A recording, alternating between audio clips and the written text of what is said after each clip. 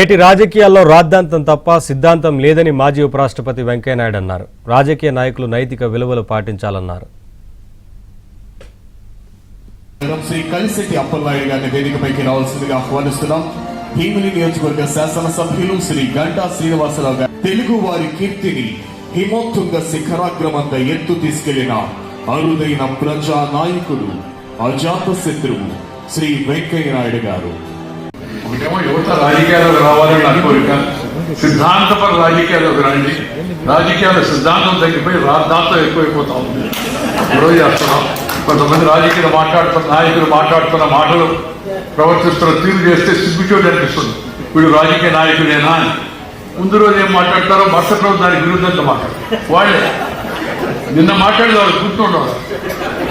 అది ఏందో selective amnesia ఏందో మనకి అర్థం కాదు. నిన్న మాట్లాడారు కదయ్యా, ఇతనికి మాకు సంబంధం లేదని, ఇవాళ ఇతనికి అన్యాయం జరిగిందని ఎట్లా మాట్లాడుతున్నారంటే నిన్ననే నైట్ ఈవినింగ్స్ అయిపోయింది చోరరాకి, ఇవాళ మార్నింగ్ వల్ల మొదలైంది అన్నట్టుగా ఉంది. నేను ఇప్పుడు రాజకీయాలు లేదు కాబట్టి ఏ రాజకీయ పార్టీని, ఏ వ్యక్తిని గురించి నేను మాట్లాడదలుచుకోను. మాట్లాడాల్సిన అవసరం కూడా లేదు. నేను ఇప్పుడు బీజేపీలో కూడా లేదు, బట్ మనసంతా బీజేపీ ఉంది, దాంట్లో అనుమానం లేదు.